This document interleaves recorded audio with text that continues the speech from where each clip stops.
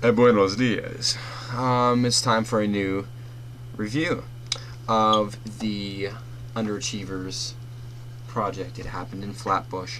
The Underachievers is a rap duo from obviously Flatbush, which is a area in New York, from what I understand. Um, yeah, the Underachievers just dropped this mixtape I have it in Flatbush a few days ago, not too long after a two-part concept album, which I've not listened to. This is actually the first Underachievers project that I've ever listened to, and the first that I'm ever going to give a review to. But I've heard a lot of good things about this group, and so I've decided to give this project a listen, which I don't know if that was good or bad on my part, not being familiar with them, this being the first thing that I reviewed. But it was nonetheless, because I, saw a brief review on it on Anthony Fantano's alternate channel, and he said it was kind of cool, their usual thing. So I thought, okay, this might be a good introductory project. And the album art got me curious, and not too much to talk about with this mixtape. I mean, it's pretty much your run of the mill gangster rap album.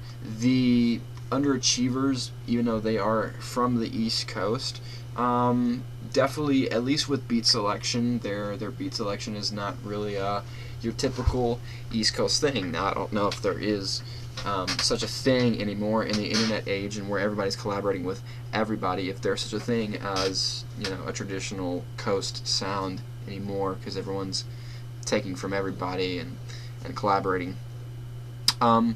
But I will say, because their production's a little bit more trappy, they are sticking with pretty much the same producer for the majority of the project, and that is this guy named Ronnie J, who is really good. It's a lot grimier and grittier and a little bit more. It's just a trap music that's not as polished, and there's a lot more variation as far as percussive elements, as far as textures used for melodies, counter melodies, hooks, things like that.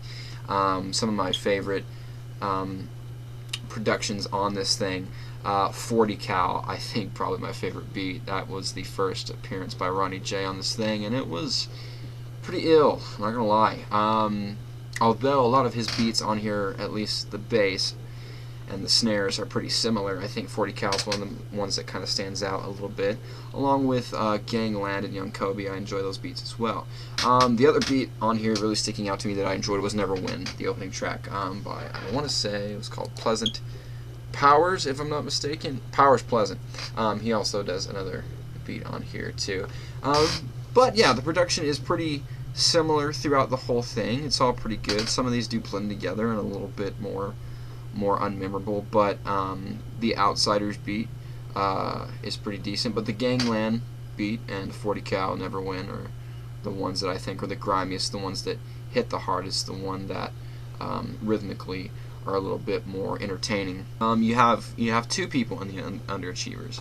You have AK, and then you have this other gentleman, Isa Gold. And I feel like AK is the better lyricist, but I kind of like Isa Gold's flow and delivery better. They both have a lot of character.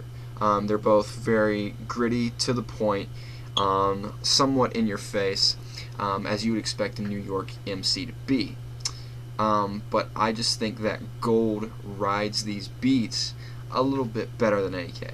And maybe, not to say that AK does it badly, but I feel like AK does bring a little bit more of the lyricism to the table, and so they complement each other pretty well.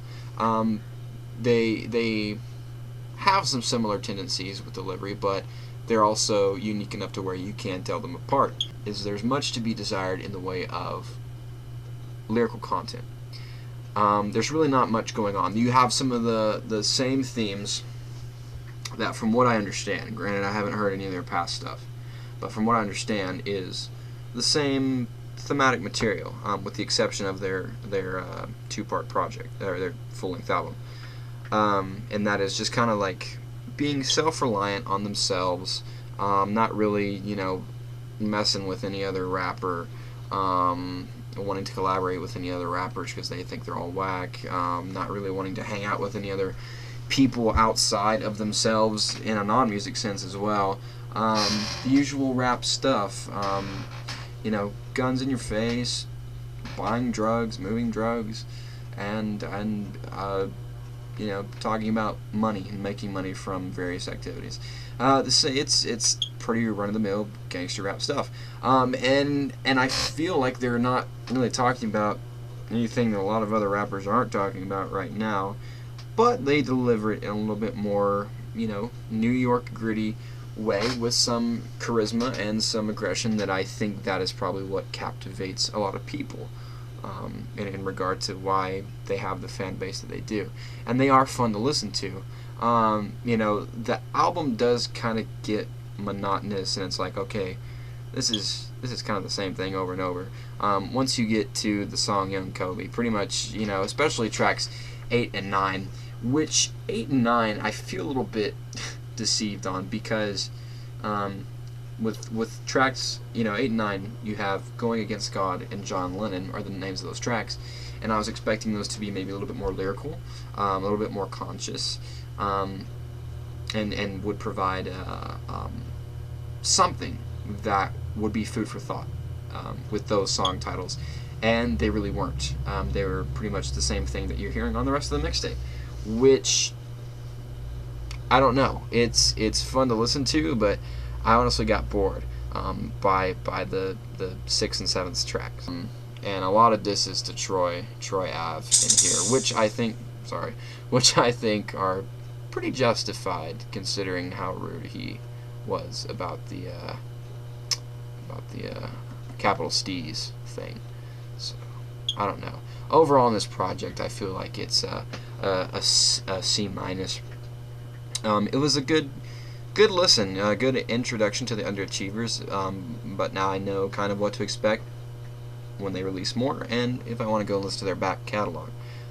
But yeah, I mean, if you like bangers, if you like grimy, more kind of like Onyx and trying to think who else, just that more grimy delivery, a little bit more hoarse and no holds bars kind of spitting, then I would give this thing a listen, but just know that you're not going to get much in the way of concept and consciousness.